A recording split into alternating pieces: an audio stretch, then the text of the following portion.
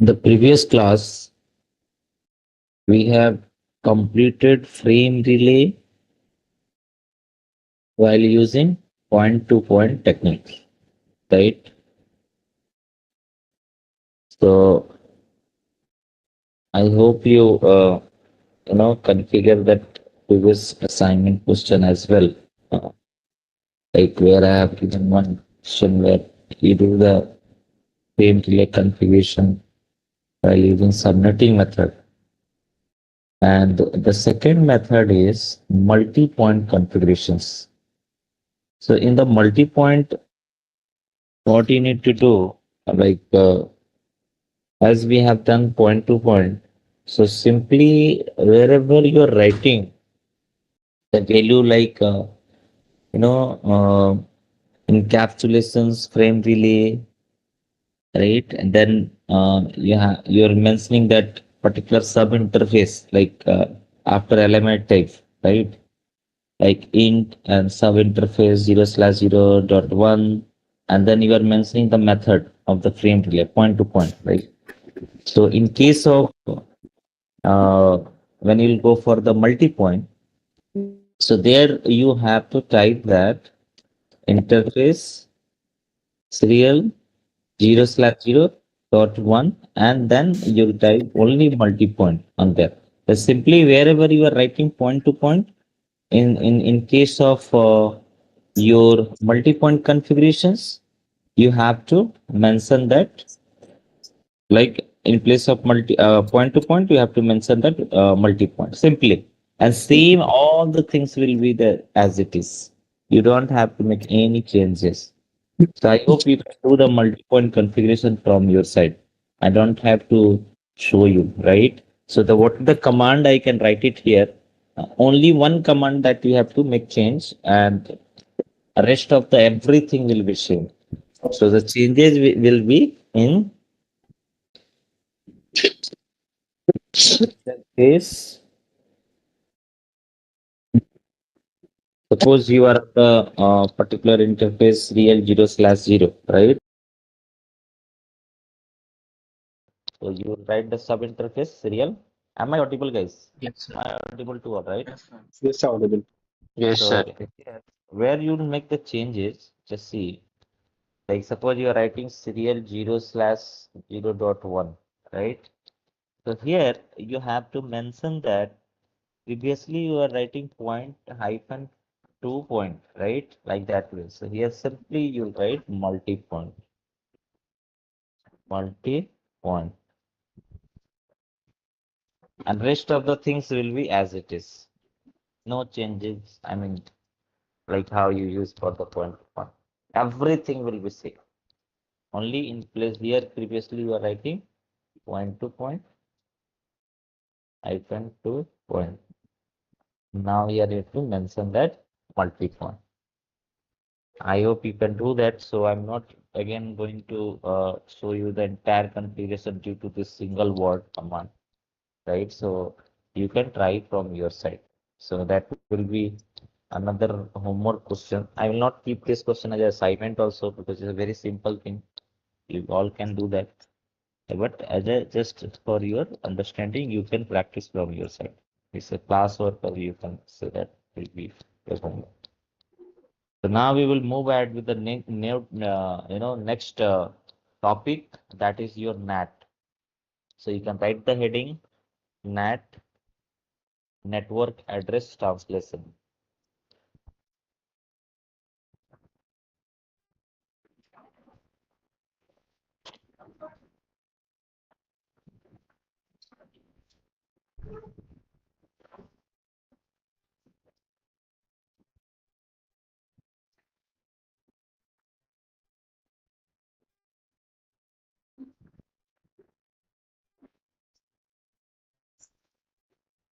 NAT is the network address translation. You can write the full form as well. So what is NAT actually? Like whenever in our network, like when you create local area network or personal area network, so generally we uses private IP addresses. And over the internet, like many people can have the same private IP, right? Like in your office might be if you are using private IP for the different employer, right? Or in your computer lab, if all the desktop has been configured with the one, I mean, different private IP, right? And just think of it in other colleges, like their lab also they have configured with a private IP, and that IP is similar to your IP. Like what you have configured. Suppose in your computer lab, your IP for the each and every desktop is like 10.0.1, 0.0.2, 0.3, 4, 5, like that way you have configured in your computer lab. And think of it, ITR college people in their computer lab, they have also configured the same IP. So private IP can be the same, like that is not a problem. So when you'll communicate over internet, then how internet will get to know that you are whether the message is coming from you are requesting for the services or Trident people are requesting for service, or maybe some ITR people, maybe some other colleges. So multiple, you know, organization in their office or in their different institutions, they can configure the same type of private IP to their environment, right? So in this case, if you have if you have multiple private IPs and those are the same, so in this situation, how internet will get to know whether the message where to where I have to send the message. I mean, suppose you are requesting, some other people are also requesting with the same IP. So how the internet service provider, how we can say that when you are requesting to one of the web services, so how it will be, reply to that the same host who asked that maybe someone is with the IP of 10.0.0.1 is requesting Facebook, and someone with the IP 0.0.1, he is also he is requesting via Instagram, and then someone is requesting that Flipkart, right? They wanted to open that, right? So, so how internet will be providing with the same IP with a multiple user different things, right? So it will be a difficult. So in this situation, whenever you are searching over internet anything, so it must be public IP should be there, because public IP is always will be a unique IP.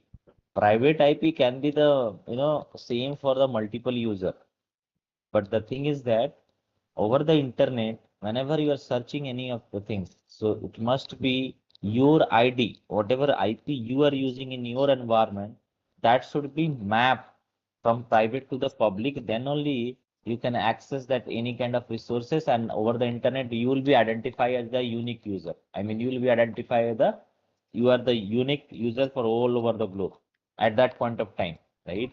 And someone else is like, suppose they are requesting something, so they should also be identified as the unique, I mean, user for what all over the globe. So in this situation, so what technique that internet that uses to get or to map from the private to the public IP, that concept is called as a network address translation. That is called as a NAT. So by default, in each and every system, NAT is configured. So due to that, even in our environment, if our IP is showing private IP, but from the backend, whenever we are searching over the internet anything, so at that point of time, it will be mapped from our private IP to the public IP.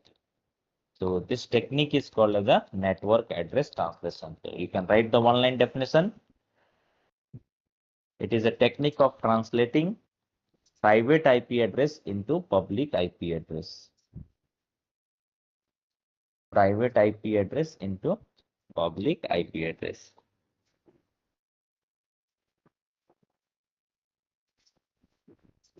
Now, we will understand this concept with some topology, and we'll take one scenario how the entire thing is happening over the internet.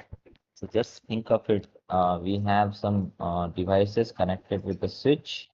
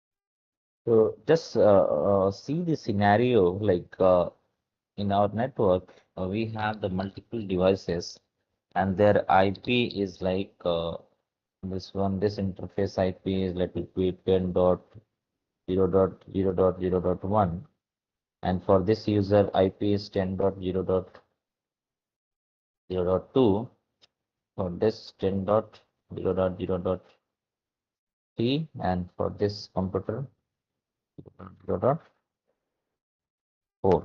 Okay, and here we are configuring that the NAT on this router. Okay, so all these IP that for the PC and the default gateway which are connected to this router, which are called as a which IP, guys? Private or public IP? Which type of IP is this? Private. All of the private IP, someone is telling public IP. So do you remember the range or you forgot, guys? If after taking 1.5 months of classes, you are not able to recognize the private and public, then there is no meaning of learning CCNA. Because this is the simplest thing and very important thing also, like identifying that private and public IP. So do you know the ranges of private public IP for each and every classes? 10 dot class Class 8.10 10.00 से शुरू होकर 10.255 255 255 और class B 172.16 से 172.31 तक जाता है हम्म, और class C 192.168 हम्म, confuse कर गया अब यहाँ पे 002 192.168.255 पे जाएगा। ठीक है, गुड गुड अटेम्प्ट। देखो तो क्लास सी का मैं यहाँ पे छोटे से यहाँ पे रेंज वगैरह डिफाइन कर दे रहा हूँ, तुम लोग इसको लिख लो और याद रखो बार बार। ये तो बार बार तुम उनको पहले ही बताया था मैंने, and in your LMS also everything is given. The range is like 10.0.0.0 to 10.255.255.255। याद रखना। क्लास बी का जो स्टार्टिंग होता है 172.16.0.0 टू 172.31.255.255 और क्लास सी क्या है 192.168.0.0 टू 192.168.255.255। ये रेंज याद रखना। ये हमेशा इसी रेंज में, अगर तुम आईपी कहीं भी देखते हो और कोई भी पूछता है तुम्हारा कौन सा आईपी है, प्राइवेट है पब्लिक है, अगर इस रेंज में है तो तुम उसको डायरेक्टली बोल सकते हो प्राइवेट। लेकिन इस रेंज से बाहर है कोई भी आईपी, इसके अलावा अगर कुछ कॉन्फ़िगर है इस रेंज के अलावा, तो सारे आईपी को तुम बोल सकते हो it is a public IP. Okay, तो नाउ सर अनदर थिंग। 169.254 वाला भी जो अपीपा का है ना, तो वो भी इंक्लूड नहीं करेंगे ना पब्लिक में?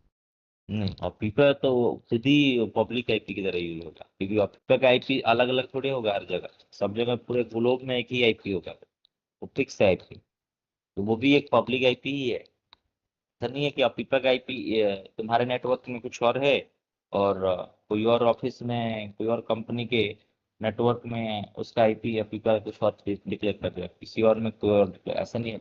तो वो आईपी जो है 169 वाला, अगर वो अपीपा का है तो ये अपीपा का आईपी ऐसा नहीं है कि अलग अलग कंपनी अलग अलग अपीपा का है, सब जगह सेम है। इसका मतलब वो भी एक पब्लिक आईपी की तरह ही यूज हो रहा है। Understood? Now see here, in this situation, right? So here all the IP what we have configured in our network, like so let it be this is my organizations and where I have used this all the private IP. But whenever I will search something over the internet, I'll request to the internet service provider. Here there is a ISP, let it be. So they will, they will interact and they will reply to the public IP only. I mean, they will not get to know that, I mean, this IP in my network is 10 dot. Someone else like take Mahindra office and they are using also the same IP. Let it be. These are the PC they are connected in their office for their employer and they are also using the same IP 10.0.0.1. maybe 2, you can start from 2 or 10.0.0.3 and 10.0.0.4, right? So these PC are also having the same IP. They are also having, so they are requesting that web server. Maybe they are requesting for some of the web pages, and they are requesting also some of the web pages. Okay, so how this internet, just think of it. So how they will get to know that, okay, they are also requesting same thing, they are also requesting the same thing. Then it is fine, चलो दोनों को एक साथ भेज दिया, same same चीजें हैं तो दोनों को एक ही रिक्वेस्ट पे डाल दिया, हम दोनों को चला गया. लेकिन अगर ये इसी सेम आईपी से 10.0.2 से ये फेसबुक ओपन करने की कोशिश कर रहा है, और ये 10.0.2 से ये ओपन करने का कोशिश कर रहा है इंस्टाग्राम. तो अब इसको जो है, ये जो राउटर जो है, और जब इंटरनेट सर्विस प्रोवाइडर को भेजेगा, ये तो सेम ही आईपी भेजेगा फिर 10.0.2, ये भी 10.0.2 से आएगा. तो फिर इसको कैसे पता चलेगा कि हमको जो है इसको इंस्टाग्राम भेजना है, इसको फेसबुक भेजना है? तो ऐसे फिर कंफ्यूजन वहां पे क्रिएट होगा. तो इनके लिए हमें हर तुम्हारे सिस्टम के लिए एक ना एक क्या होता है, पब्लिक आईपी हमारा मैपिंग होता है, मतलब प्राइवेट से पब्लिक आईपी. वही काम जो है नैट करके देता है. तो अब नैट के भी बहुत सारे टाइप्स होते हैं यहाँ पे. किस टाइप का मैपिंग तुम करना चाहते हो? 1-to-1 mapping, I mean her private IP का हर एक एक पब्लिक आईपी दोगे, या तुम्हारे पास जो है पूल ऑफ आईपी रहेगा, तुम्हारे जो भी रेंजेस तुम डिफाइन कर दिए, पब्लिक आईपी में इतना इस ऑर्गेनाइजेशन को दे दिया हूँ, और जिस टाइम में, क्योंकि सारे डिवाइसेस एक टाइम में इंटरनेट एक्सेस नहीं करते, कुछ लोग करते हैं कुछ लोग नहीं करते हैं. तो उस पूल ऑफ आईपी में जिस समय जो आदमी एक्सेस करने की कोशिश करेगा, उसमें से एक आईपी पब्लिक आईपी उसको असाइन कर दिया जाएगा. उसको हम बोलते हैं, that is called as a dynamic net. तो one is called as a static net, where one-to-one mapping will happen. Trial. So in this case, like if you have 10 private IP, so there will be 10 Trial. public IP will also be mapped, right? Like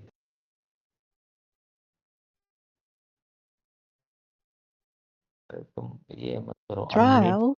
unmute मत करो. ये Lakshmi, don't unmute yourself. You're disturbing the class. Yeah. So in this case, we can go ahead with either static mapping, dynamic mapping you can use. I mean, a dynamic NAT you can use, or NAT itself is also a type, NAT or PAD, that is called as a port address translation as well as a network address translation. So here you can write down the types of NAT configuration will be the 3. Like one is called as a static NAT. So in a static NAT, what will happen? That is the concept called one-to-one mapping.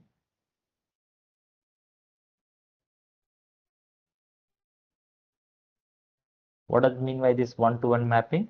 Each and every private IP should be mapped with the one public IP. Suppose you have IP like 10.0.0.2. This is the one of the private IP. So maybe if you are using some of the IP like 122.x, x means 255, from 0 to 255, any value you can take. 1.1. If you have IP like 10.0.0.3, then it will map with the 122.x.1.3 or 2, whatever. You have the IP like 10.0.0.4, it will be mapped with 122.x.1.3, right? So that type of mapping will happen. I mean, each private IP will be mapped with a one public IP. This concept is called as a static mapping. Then another is called as a dynamic mapping. Okay. So in this case, what you can use? Sir, Yes. Yeah. Tell me. here the private IPs and NAT, but it is only with the 122 family. So like, how is it used? Sorry. Here we are mapping it only to the 122 family of the public IP. So there are like we can use 192, 122. We can use different IP as well, right? Yes, you can use, but mapping is for public IP. If you use 192, then it will be again, it will be a private, na? You join class Suppose late if or we what? use any other public IP group other than 122. Use it. That is all your choice. I mean, this IP will be provided by the ISP, not even you also. So internet service provider will give you this each and every, map, like which type of, NAT has been configured on your devices. And another thing is that when you are connecting over the internet, so NAT, if by default, if NAT is enabled, right? So on that case, when you connect at a particular period of time, you will be allocated with the one of the public IP. But the thing is that when you connect with the one of the Wi-Fi where a bunch of private IP configured on your lab, like if you are using computer lab where all the desktop have been configured with the private IP 10.0.0 or 192 dot or 172 or something like that, right? 100 PCs are there and every PC is configured with a private IP. So in this situation, what will happen? So there will be a, either you are using the static, generally they use that NAT or dynamic NAT configurations. Or if you'll go ahead with the static, so each and every system, whoever will configure with the private IP will be mapped with the one-on-one public IP. So you know that the ranges of that public IP. So here I have just at the beginning of the session, I have defined that what are the ranges for the public IP and private IP. So here, if you know the private IP range, so rest of the IP will be called as a public IP. Just see on the screen, if you start the IP from 0.0.02 to 0.255, so that is the class A private IP range. If you'll take an example of 172.60.0.0 and it will go up to 31, so it will become the your private IP of the class B. And for the class C, 192.168.0.0.2, 192.168.255.255. This is for the class C. So if you'll use out of this range any of the IP, that is called the private IP. And here, whatever IP I'm writing it, like when I'm doing the mapping, so this IP 10.0.0.2 is mapped with a 122.x. X means any values you can take 0 to 255, or you can use directly 255. That is not an issue, right? So dot 1.1. This is the one of the unique IP I have suppose allocated for this private IP. Another is 1.2. So this IP is not same. 122 we have started, but end value just see. Here is 2, here is 1, here is 2, here is 3. All the IP has got, it's a different one, right? And So I'm saying that instead of 122, if we use any other group, like you that. can use other values like 200, something like that. Because see, here, if you'll take the range 190 to 168, any value if you're coming under this, then it will be private. But apart from that, all value will be public. So you can use any value, na?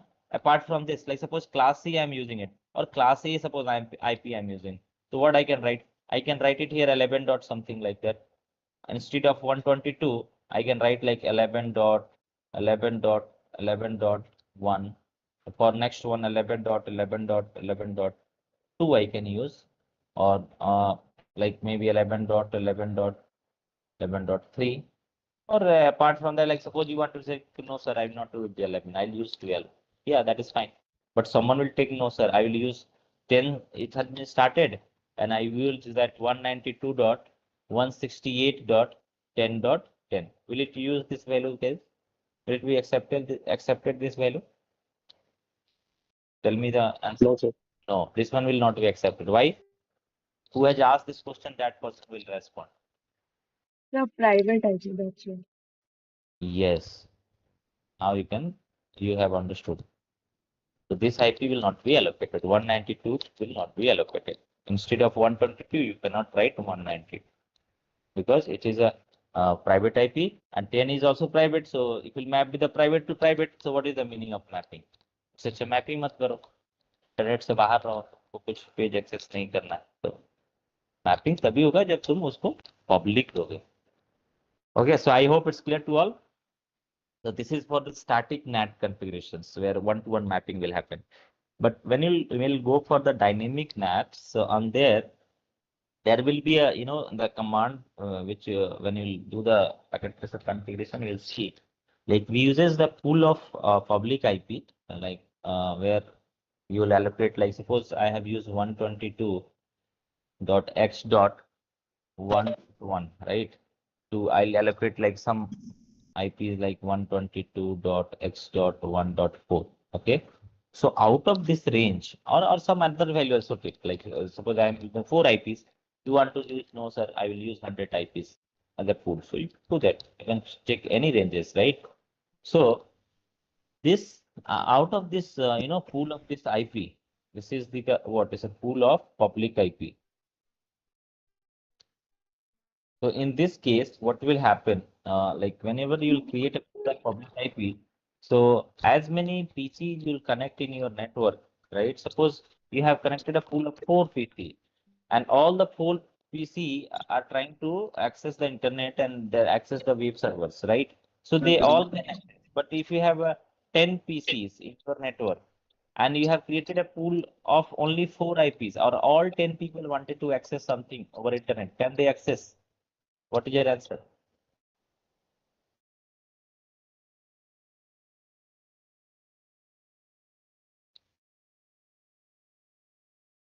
Can they access? No, Did you sir. Can understand? Created a pool of 122.x.1.1 to 122.x.1.4, and this is the pool of public IP. Okay, but in my network, 10 PCs are there. Okay, a 10 PC configured with the private IP, and all 10 people wanted to access the web server. Can they access? No, sir. No, sir. we can change the value of X and No, I'm not talking about the changing the values. Sir, What I they said, the not. question you have not understood. The question is that I have created a pool only for 1.1 to 1.4, 122.x.1.1 to 122.x.1.4. And in my lab, like 10 people has been configured with the private IP, and they all wanted to access the web server. Can they access? Yes or no? no, sir. No, sir. No, No, sir. cannot access at that point of time. Because 4 PC, only those who will request first request, those who will do. I mean, even there will be a differences in the microsecond also, then also they will operate for the top 4 PC. Whoever will request first, they will be processed first. I mean, 4 IP will be allocated for those 4 PC. And remaining whatever 6 PCs will be there, they have not been allocated with the any of the public IP. So at that point of time, they have to wait. They will be on the waiting list. Okay. Then next time, suppose just think of it, this 4 PC, they have started accessing the page. Okay. At any point of time, they have stopped the internet. I mean, they don't want to go and surf on the internet and now. They want to do something else. Okay. So that one of the PC they have removed. I mean, they have disconnected from the internet. So at that point, can the fifth PC can access that person is trying to request that some of the servers? Can they access now at that point of time? What is your answer? Yes, sir. Yes, and Yes, that, sir. It was that PC will access. Again, one of the PC will get disconnected, then the sixth one also will get access. Like that with the process will happen over internet. So till the time when we are not getting an public IP, you will be on the waiting. So that is the concept of the dynamic NAT. Like that's why we create a large pool. If your ranges of the pool is large, so in this case, even you have that as many devices in your network, everybody will be allocated with the sum of the IPs, public IP, so that they can access that internet and web server and everything. Right now, it will come to that the NAT. So NAT is the concept, like generally this is the concept actually they use in the industries. NAT, or this is called as also a PAT, port address translation, or NAT. PAT is bit different, but it will take an example of the NAT. So here the single IP address that will be with a particular port number is used for all the private IPs. Okay, I mean, then how it will be recognized? So it will be recognized through that particular period of time. Suppose you have that one port number that will be accessed, used for your particular IP. Like suppose I have used that IP address like 122.x.1.1. So here the single IP will be there for your network. Single IP, like suppose you have purchased one IP, one public IP, okay, from the internet service provider, and that is the public IP for your entire computer lab. Okay, so in your lab, how many system are there? Let it be 100 system are there, and 100 system configured with the private IP. But when you are searching over internet, 100 people are searching, so they should also need that one public IP, right? But in case of like using the NAT, so they will be mapped with the one public IP. Then how internet service provider will get to know that, okay, this is coming from this PC and this is coming from, request is coming from that PC. So in this situation, they use that NAT and PAT, both things. I mean, IP plus port number. The port number, like whatever the server you'll request, okay, so on that basis, that through the port number, they will get to know that, okay, this is the IP for this particular lab. I mean, this is the public IP. They will identify first the lab, and then they will check with that, okay, what is the port number for that particular users. So on that basis, it will reply to that particular users, that what that he or she is wanted to access that particular piece. Someone is every site is having that, just suppose HTTP like you're using, so their port number is fixed, right? 80, or you're using some website with the HTTPS 443, and then again you have the website with the particular predefined sites. So every sites with the predefined values like a port number, that is also will be unique values. So accordingly, it will be identify the network and it will send to that reply to that particular users. So this concept actually that is used as a NAT or PAT. So here we will start with the static NAT and then we'll configure that dynamic and NAT. So all those things we'll learn one by one. So just understand in this case, like coming to this scenario, just look at here. Like here I have So, configured this all the IP. Yeah, tell me. so how does the NAT understand which port number it should assign the public IP? So while you request, like you are requesting to that particular wave server, no? So that is also having some port number and IP, right? When you request, so they have that the different server that were allocated that all the port number or the IPs. So on that basis, what will happen? Like whenever you search some of the website or some of the server, right? So it is having their one public IP, like Facebook is having their own public unique IP, right? And Instagram is also having that one of the public unique IP, right? Each and every website, like official websites, those who are recognized by the government, it's not the fake or some the hacker is doing some kind of mischief and all on that website you are opening. So that is not I'm talking about. But all that genuine websites are having their unique, public IP. And when you'll request to that, and through that IP as well as the port, like on which port that website that you are going to access. So that is the concept of port addressing, where it will be whenever the user is trying to access that particular websites. So at that point of time, they have their public IP, and where it will be under the routing table of the router, it will be feeling that, okay, this user is requesting for that of the websites, okay, and the source and destination IP is this, and whenever it will go on the internet, so you have configured the NAT. So whatever private IP will be there, it will be mapped with the one of the unique IP, public IP, and on that basis, it will be, over the internet, it will be recognized that, okay, so this is the public IP. It is for the computer lab. Let it be your computer lab, and someone else is also suppose using the same IP. But the request is coming from your side because your IP for this, like suppose you have used that one of the public IP, let me define that. So here for your system, entire system, one public IP is allocated like 122.10.10. Let it be 1. So this is the one of the NAT has given that one of the IP. While using NAT configurations, you are using single public IP for your network, right? Maybe your computer lab. And this is another computer lab from the ITR, and they are also using the same IP, but their public IP will be different, na? Their IP will also be different. Not this IP will not be used because they need to also purchase that IP, public IP. So might be they are using like 122.10.10. Let it be 2. So the both the public IP are different, right? So here, whenever you're sending the request, so over the internet, if you'll go through this router to the cloud, right? So at that point of time, like in their routing table, the destination will see the source will be started. Whatever request will be coming from this side, so it will be when it will go over the internet. So it will map. It will map to the all the private IP will be mapped to this public IP. So here it will be a public IP of 122.10.10.1. So that part will go over the internet, this public IP, and this side it will go this one, 10.2, right? So in this situation, whenever it will reply, so first it will check. Like suppose this PC is sending some request, so they will be mapped to this IP, this public IP.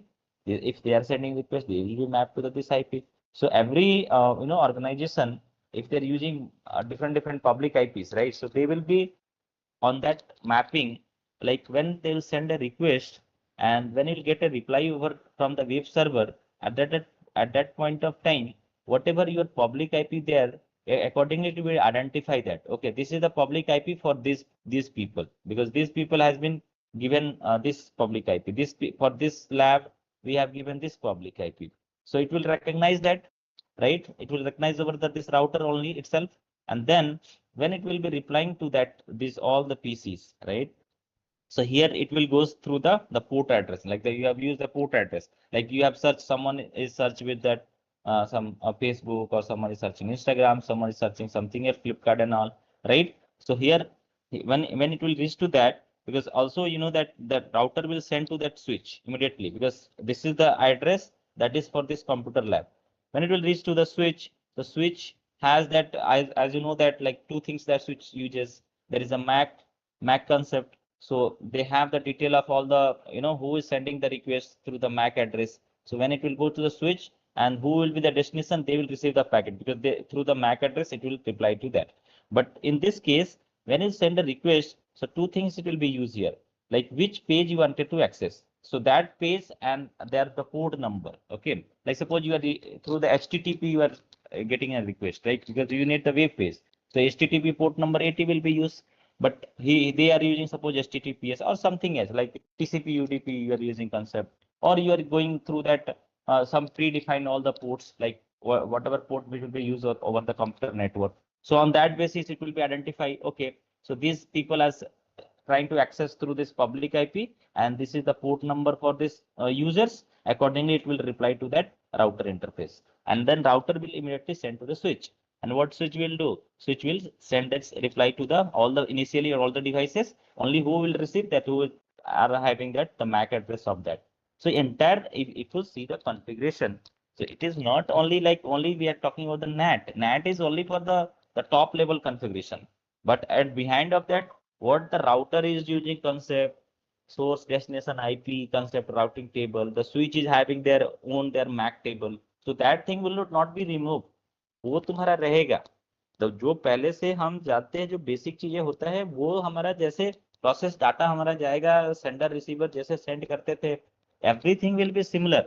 Only the new thing where what is adding in the NAT, that most of the, I mean all the IPs, or you can say that the single IP address with the port number that will be used for that what for all the private IPs in that your network, right? So that concept is used the new for you in the NAT, but the before of that what we have learned, like how the message will be sent from the switch to the devices through the MAC address, through the through this public and private IP concept. So public is now it's coming public. We were talking about initially what is a private IP address plus your MAC address. So through the MAC address, they will get to know that who will be going to receive this packet, because all the source and destination MAC, whoever will be replying the port of that particular what your switch is having that detail. Like you have that each and every port. If you'll take an example of switch, like suppose 24 ports are there. Okay, so on the 24 ports you have their each and every device's MAC detail. Like here I am connecting one device, here is another device, here another device. We have the switch. Okay, this port is having their one of the MAC address of this switch. This port is having the MAC address of this switch. This port is having the MAC address of this switch, right? So whenever the message will come to this port, so on this case, what will happen? Like this message will, to whom we have to send. Initially, they will do the broadcasting. I have told you multiple times. So when the broadcasting will happen, then who will receive the message? The message that person will only receive that who has sent the request, right? Suppose I have sent the request. So in this port, the switch will get an entry. Okay, this PC is trying to send a message, and this PC is having the MAC of let it be MSC and something like 0.0.2, and then you have like some values like 48-bit size is there na, of the MAC. So accordingly, it will be entered to this port. This PC will, when send a message, all the details of the MAC address of this PC will be entered to this port, right? So whenever it will be replying to that particular device, so only the destination of that particular device, the MAC address, it will be received. So the port addressing is the very important over here. And after when it is going from the switch to the router, there is a concept of your the public IP, because here till this all the private IP will be used. So from the router to the cloud, suppose you are using, so in this case here it will be used that particular public IP for your network. Another network, another public IP will be there. Like that way it will be configured. So through that your IP along with your port number or your port addressing, it will be sent to the destinations from the internet service provider. So that concept and another thing is that here I have used that one web server. Remember this, guys. So like when you use that, the cloud here and the web server.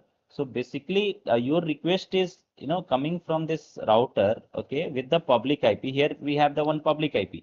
It is going to that what that is internet, that is our internet service provider, and where they will be connecting to the web server which thing you wanted to access, that which type of website you wanted to access, right? So everything again they will reply to another public IP. Remember this. There also there will be another public IP it will be used.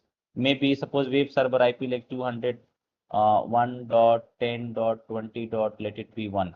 They are replying through this IP because every website is having their own public IP, right?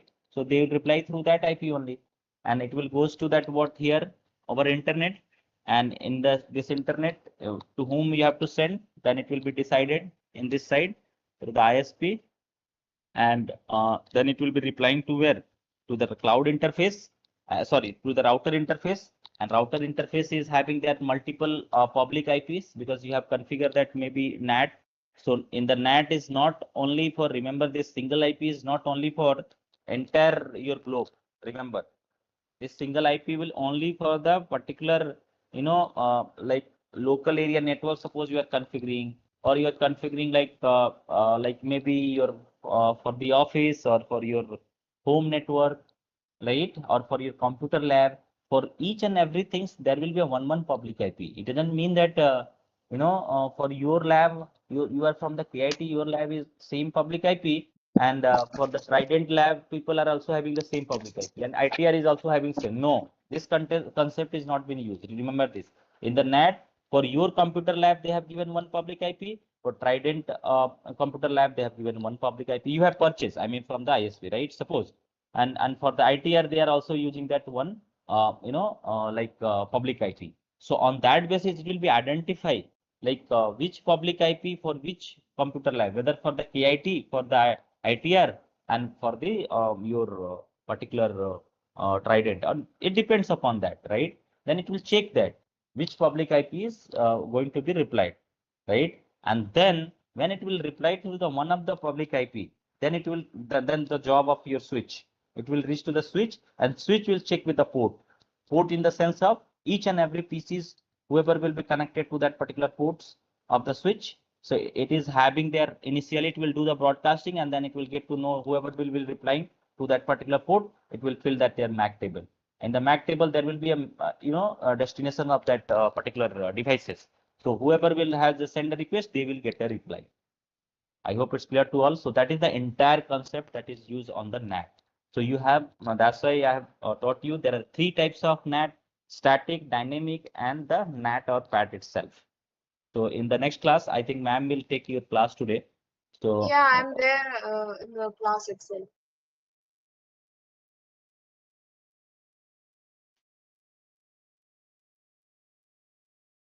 okay, so in the next class, what we'll do, we will go ahead with that particular static NAT configurations, and in the packet tracer, we'll write the code for this.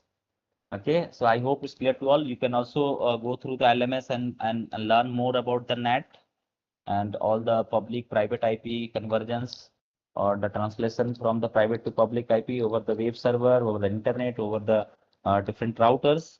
Everything just you can explore more and more. from your materials, and in the next class, we will do the configurations. So we'll see you tomorrow. Madam, you can start the session. Yes, thank you. So good morning to all of you. Am I audible to all? Yes, ma'am. Good Yes, morning. ma'am. Audible. Yes, ma'am. Good morning, guys. So let us start with the fourth module.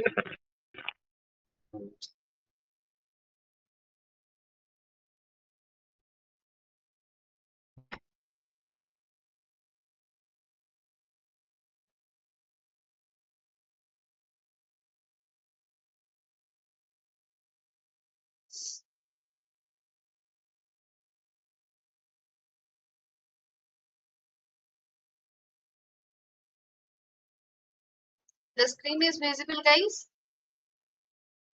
Yes, ma'am. Yes, ma'am. Okay.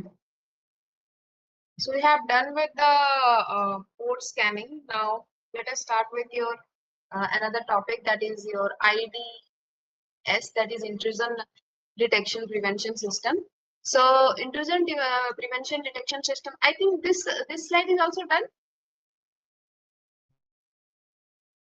Okay. Anyhow, let us do it again if it is completed also. So IDS do have one kind of detection technique over your network, the devices which is basically connected over your network. So it do have several tools like your server, firewall, and any host operating system that can be your Windows or Linux. And that basically the IDS basically look for or check for any kind of malicious traffic. Now, if the IDS will detect that kind of malicious traffic, so at that point of time it will generate an alert to the network admin to take any take the actions, and also it will take the record of that one. Okay, so it will log that particular type of traffic and report. Then after, the scanning is performed by the IDS, and it basically slow down the latency rate of the particular network.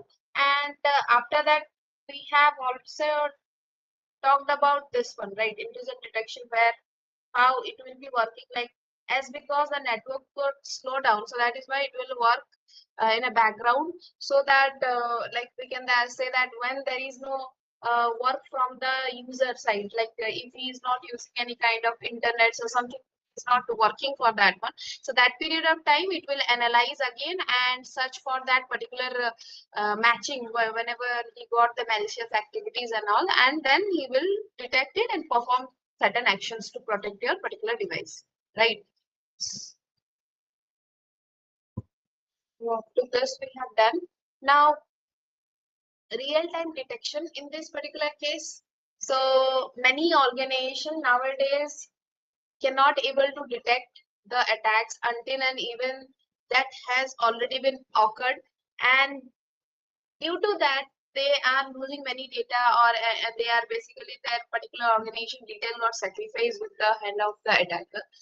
So detecting an attack is basically, it requires a real-time scanning, or we can say that real-time detection, login, then taking up actions and all. So if it will be helpful if we will use certain kind of client and server model to detect this kind of online threats, that is right now is very concerned things are there right now is going on. So today we are doing some kind of active scanning devices, and softwares are also been implemented, which is basically working as a real-time detection in the network to find out the anomalies by using some kind of context-based analyze by the behavior of the detections, by the behavior of the traffic and all. Now there comes the most potential attack is basically denial of service, that is DDoS, which basically requires a real-time detections, and the response needs to be taken care, because DDoS is nothing but an attack which is regularly creeping the internet server and the networks which are basically available. So these attacks are extremely difficult to find and to take the actions, because there are multiple attacks based on this type of DDoS. That can be even zombie host attack, can appear as a legitimate traffic. So these are the real-time attack that needs to be get detected and the action needs to be taken at that period of time, right? The next is again protecting against the malware. So again, when you are talking about this malware, so that period in this particular context, we are talking about the zero-day attack. So these are what advanced persistent threats, that is known as APPs, which are basically used by certain organization to advance their malware detection solutions. Like once they have set some softwares or some detection techniques, and then after they will test this kind of attacks first. So like Cisco use this kind of advanced malware protection systems like ThreatGrid and all. So in this case, they will basically check about the client and software can be get deployed on a host and as a standalone server, and other networks to be get connected over that. And in that period of time, they will do this kind of attack so that it will check and analyze whether the millions of files and any millions of file or data it got attacked by these malicious activities or not. So ATP is what one type of uh, technique in which it will check for the behavior of that particular traffic, behavior of that particular malware and all. Now there are basically, they have divided into two categories, that is your secure operation center team, another one is incident response team. So in case of your secure operation center team, they will check whether the traffic we are getting it is accurate traffic, means the targeted traffic, is that one is exactly the malware. Do we need to take some actions because there are some data which is there already. Now when we are talking about incident response team, so these are the forensic teams which basically help about the information that which type of malware it is, how much uh, loss it can that malware can do in depth. Now they will also check for analyze, you can say the 360-degree analyze can be done, how, and they will check about the behavior of the malware. So that is basically done by your incident response team. Now next is your basically threat intelligence team and secure infrastructure. So in case of a threat intelligence team, they are basically a proactive team which basically work upon constantly improving the security of the organization, the infrastructure of the organization. And next comes your security infrastructure engineering team. So it is, we can say the overall security is basically taken care by this particular team, that is secure infrastructure team, which basically act on the threat, the information that they come into consideration as soon as possible, and sometimes they also do some automated way to detect and whatever action if they need to take, so that can be taken by the automated systems, or we can say that automated softwares. Yeah. The next is the best practice to secure the devices, the technologies that we are working for. So there is one organization that is known as NIST, National Institute of Standard Technology, which provides certain kinds of protocols. So we can say that the guidelines, the repositories are basically given by this organization, that how to take care of this kind of malware or this type of attack. So in that way, they have divided in, they have given three categories, that is perform a risk assessment, now create a security policy, and physical security measures. So in this one, when we are talking about perform a risk assessment, so in this particular context, we should first understand what are the value, or in which way we are protecting the device, the network, which will basically help to secure your increase the security level. Now, when you are talking about create a security policy, so these are again certain protocols or the rules that is clearly mentioned to the organization, that what are the jobs you need to take care of, what are the roles you need to take care of. Like if action team is there, so their work is to take some certain action. If any other team is there whose work is to detect, so they will be detecting it, and as soon as possible they will be reporting this incident to the action team, so that they can take some action so that they can protect that particular organization or the device from the malware. And they again in that particular security create security policies, there are certain responsibilities are being divided among the teams, and the employees expectations. Expectations means we should train the people of that particular organization in such a way that the employees who are working in that particular organization by their own also they can able to detect it, and they are also have some certain kind of knowledge so that they can also take some certain actions to secure that particular device or the network. The next is a physical security measures.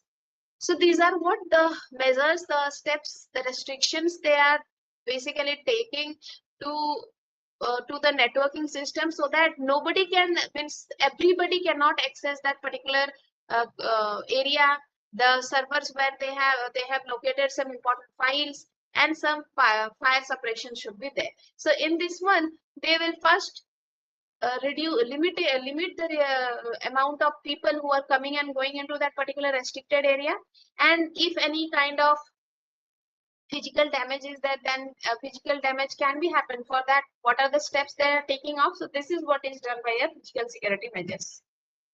Okay, the next is their human resource security measure. So in this one, we are basically talking about the background check of the employees. Like, do they have like criminal activity? Did they have been blocked by certain companies? If they have been blocked or restricted by certain companies, then what are the issues that has been created by this particular employee? That is why they have been blocked by the company. So that is what is known as a complete background check of the employees, so that the employee who is currently working in an organization that cannot come into that cannot bring the threats into the company. The next is perform and test backups. So these are what the regular tests and they used to regular tests should be done into that particular organization, so that in case of any attack, so the data recovery, the data that is present in the system, that should be in a backup mode, that can be get recovered. Next is your maintain security patches and updates. So these are the regularly updates needs to be done in the server, the clients and the network, and the operating systems which are basically working, which we are using in the organization. Next, employee access control. So these are basically the privileges that is called as access control list, we can say, or we can say that the privileges has been given to the certain organization, certain users by the organization, which do have certain kind of authentications, that who can access, what are the resources they can access, and what are the changes they can make it. So this is known as your employee access control. Next is your regularly test incidents response. So in this one, an employee and we can employ an incident response to the team, and test emergency response scenario should be get given, so that there is we can say the checksum, like or means knowingly we are creating some incidents. Now what are the actions has been taken by the different teams according to their roles, as like how much time they have taken, are we able to get the network into the security, are we getting the recoveries of that particular data, are we giving the backups of the data. So in this way they are also testing their steps, whether they are in case if any malware or any attack will happen, so in that case will they able to make it or not. Okay.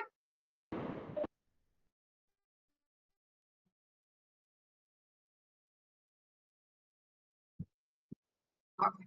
Now next we'll be talking about the behavior approach to the security.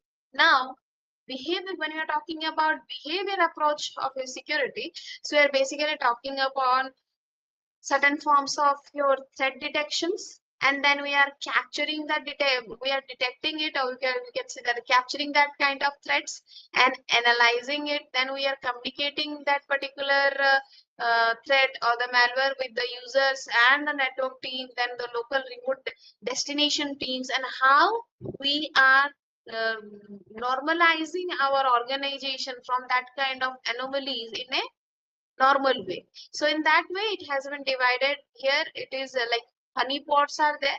So in these honeypots, we are basically checking and detecting about the behavior of the tools. Tool that lure the attackers by appealing to their prediction pattern of the malicious behaviors. So once the attacker is inside the honeypot, the network admin can able to detect or capture that, and the logs can be get generated, and then they can analyze the behavior or the pattern of attack they are doing it, and for what purpose they are checking up or logging or analyzing. So in future, their defense will be increased. The security level, they can improve their security level. For that only they are using this kind of things. The next is in Cisco Cyber Threat Defense Solutions. So this is a certain kind of security architecture which again check about your behavior based on the detection, and it indicates, or the indicators will be get generated to provide general visibility, context, and control over that one. So the main aim is to carry out the attack, and they will be and in this, what type of attack they are performing, when they are performing, where they are performing, and how much depth the attack is. Taking all these particular factors, the security architectures which are basically used by the organization, so they will increase the security technologies to avoid this kind of any kind of malicious activities or attacks that may be happening in future. Okay.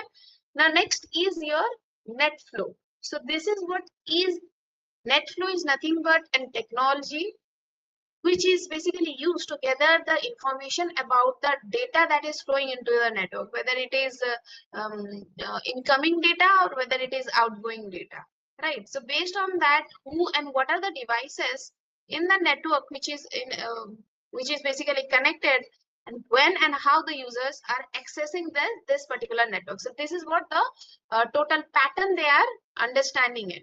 Now, in case of a network, the main important component is the behavior based on the detection and analyzing, like the switch, the routers, the firewall, which are basically used in this particular net flow, can report this information about the data entering into that particular network, or whether it is leaving the network, and does it traveling through the network. Okay, so in this way they are checking the patterns, the behavior of this data flow. Now, in this particular information is basically sent whenever we have detected this kind of behavior of this particular data flow. So this information is basically sent to the net flow collectors that can collect this information, store and analyze the net flow data to establish a baseline behavior. More than 90 attributes will be get used, such as your destination address, IP address, or source IP address. So these are the details they will be taking into the consideration. Like you can say that you can check it the intercepts packet. So destination IP, source IP, port number, destination port number, layer 3 protocol. So these every details they will be checking into this one. The next is your penetration testing. So this penetration testing is also known as pen testing, or we can say that assessments, or a computer does a network or an organization that is basically used for your security vulnerability. So a pen testing does what? It is one type of breach system where the people, the processes, the codes which are basically there in the company could exploit the vulnerability. So in this particular thing, the system defends to ensure the better use or capable or able to withstand with the cyber attack in future. So first one is you need to do planning. The second is you need to scan, means you are testing it, right? So you will be testing which are the important ports, which are the weakness of this particular network, from where it can be the malicious, the attacker can get into that one. For that we can put some surveillance methods like port scanning, right? The vulnerability scannings. Then we need to check upon some active connection to the target so that the user or the system, the admin accounts can identify this kind of attacks. Now, third is your gaining access. So in this pen tester attempts, they will try to, for attempters are basically, their attempts is to gain access to the targeted system by sniffing your network traffic, by using multiple various ways or the methods to exploit your system. So in this, they will check into launching an exploit with a payload into the system, breaching any physical assets, social engineering. Next, they can go through your website, exploit websites, exploit some software, hardwares, and any misconfiguration can be done. Next is your breaching access control, and next is your Wi-Fi. They will crack the Wi-Fi, and so that they can get into the organization networks. Okay, so their main target is to gain the access. Now, fourth step is maintaining your access. So when the pen testers will check about to maintain the access of the target. So for that, what they need to do, they need to find out the data in the system that is basically vulnerable for the exploitation. So for that, they must remain undetected, typically by using the backdoors. So maybe their attackers will be using some Trojan horse, rootkits, so that they can hide their presence in that particular network. So when this infrastructure is already placed in that particular network, now the pen tester then gather that particular data they consider that which is might be vulnerable, which can be used by the attackers. Now, step 5 is analyze it. We need to analyze which kind of updates needs to be done. Okay, what are the policies needs to be implemented, and next is your reporting. Now, after doing these things, we need to report this one to the securities, means organizational security, so that in upcoming futures that we can increase our security levels. All right. The next is your impact and reductions. So when you're talking Ma'am, about can you please show me the second step to slide? second step, Second step. Okay, ma'am. Thank you. okay, this one is done, na? Yes, yes, This one, yes. okay. So in this particular impact reduction, so as the name suggests, whatever impact has been done into that particular network, or the any threat has been already taken taken control of that particular organization data, or anything that got sacrificed. So this impact reduction does what? It is basically the effort to prevent, or we can say that we will be taking some security practice, so that there should not be there should not be any attack like this can be done. So that is why the organization must prepare to contain the damage. Like we can, in few slides back, we have talked about backups and recovery. So these are what we can get out of this particular impact by getting the data. We need to put this data into multiple copies, so that in future, if anything will happen, they will not lose the data and all. And for that, here it has been 2 steps has been given, 2 points has been given. That is, communicate the issue. We will be communicating this issue to the team, and we will be talking about what are the actions should be taken care, what should be we do for this kind of activities which has been taken. Now we should have the official announcement directly to the employees that this has been happened, how to improve ourselves to get out of this particular attacks which may be happen in the future. The next is be sincere and accountable. So you should be responsible, you should be responding to the breaches honestly whenever it may be taking your organization, right?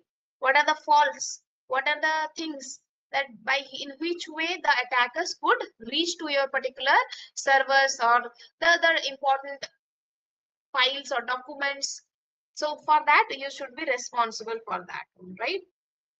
The next is provide the details. So when you have been attacked by this particular malware or something, then we need to open up for this one and we need to explain each and every information what has been compromised.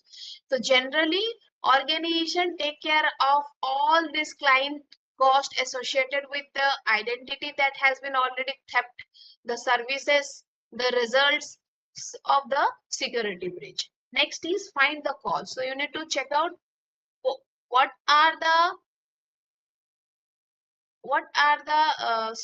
for which purpose. So in which way we got attacked. So we need to find out.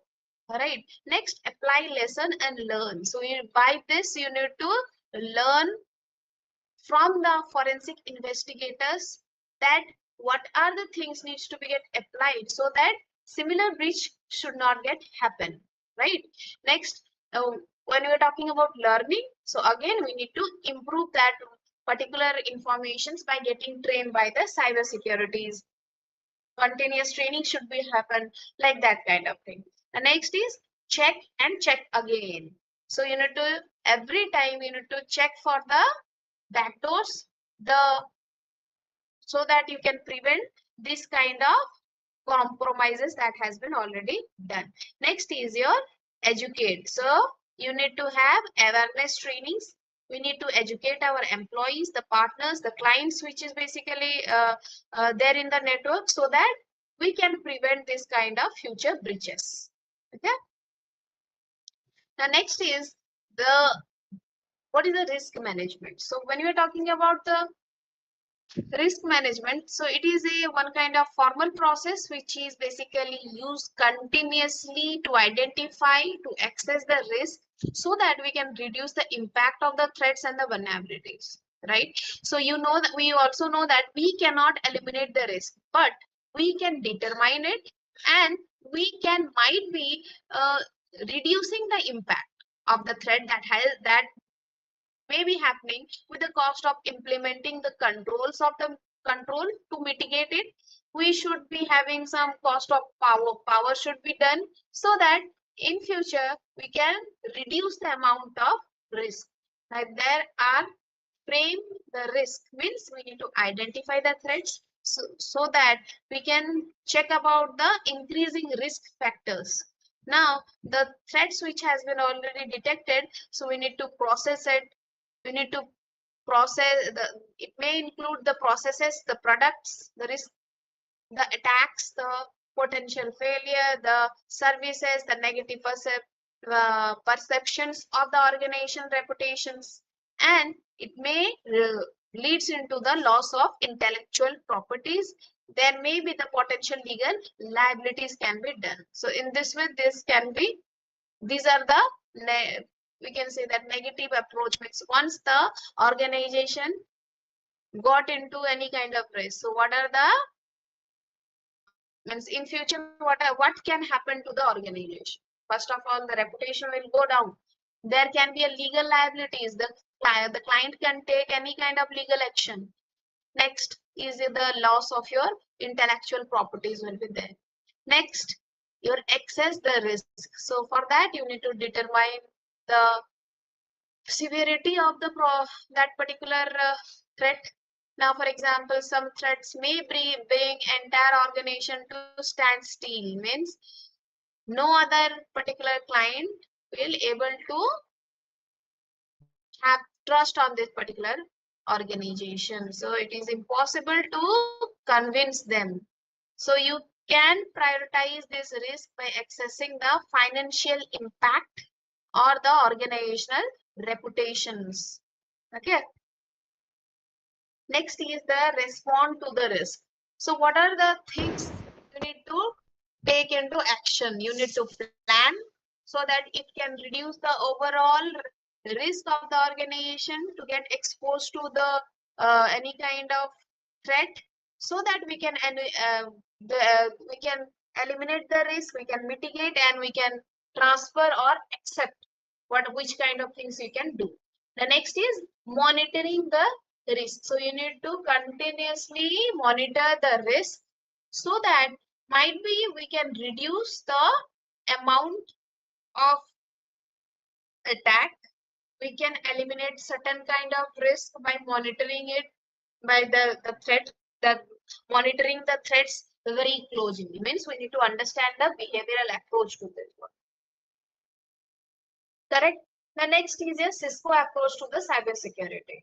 So in this one, just have a look of this, because there are certain the same things has been got repeated, and there are certain teams, that is CSIR, that basically receive, review, and respond to the computer securities. Now Cisco has already said this CSIRT, which takes the further steps to provide the proactive threats assessments, mitigation plan, incident trend analyze, then security architectures. They have already improved this thing. Now when you're talking about again Cisco CSIRT, so it is a proactive approach which collab with FIRST, that is Forum of Incident Response and Security Team, with NSIER and DSIER, and the DNS operations are DNS operation analyzes and research centers have been already established. So this ensures that we stay up to date with the new developments. Developments means new developed techniques of attacks, the malwares. Okay. The next is security playbook.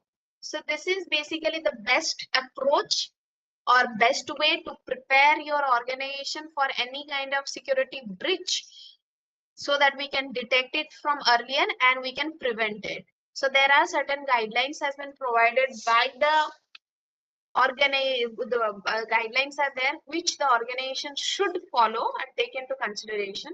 First is we need to identify the cybersecurity risk to the system. The assets where might be the attackers will attack. The data, which are the important data. Now the capabilities. Now for that we need to implement some safeguards, some personal training should be done. And for again next step is flexible response to the plan, means minimizing the impact and the damage by preventing this kind of attack by increasing the security so that in future there should not be any kind of security breach. Now placing security measures and processes that should be taken care so that the security improvement should be done. Okay.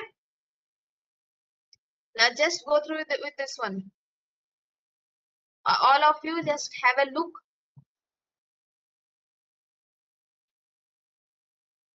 See, when it comes a playbook is nothing but we can say that it is a one kind of book which is having the collection of repetitive queries, the reports that already has been detected, and what are the responses we have taken care of. So these are one kind of guideline or the book which is containing 1, 2, 3, 4 malwares and what are the steps has been taken. One kind of guidebook we can say, right? So in which they will identify the particular risk, then if and then automate response. What are the common threats? What are the based on the detection of malware, the infected machines, the suspicious network activity, and what are the authentication attempts has been done. Okay, irregular authentication attempts they have been done by this particular attack. Now it will also describe clearly about the inbound and outbound traffic. Next, the overall information, including the trends, the statics, and the countdowns. Okay, it also provides usable and quick access to the key statics and the metrics. Now, after that, the last, that is your correlate event across all relevant data sources. So these are what one kind of book which is basically having the past incidents that has already been done by the attackers and what are the responses, and they will also in that particular book also the anomalies, the activity, the pattern, the what are the attempts that has been taken by this kind of attacks by the attackers. So everything is there in that book. So that is known as your security playbook. Okay, so in next class we will be starting with this particular slide. So if I'll not remember, then please remind me. We will be starting with this one. Okay, that is your tools for incident detection and prevention. So once we'll be finishing up this fourth slide, fourth module, we'll be having the last module, that is your fifth one. Okay, so for today up to this, I'm just closing with this one. So from Monday we'll be starting with the next slide. Yeah. So see you again, guys. Bye bye to all. Thank you, ma'am. Yeah. Thank you, ma'am.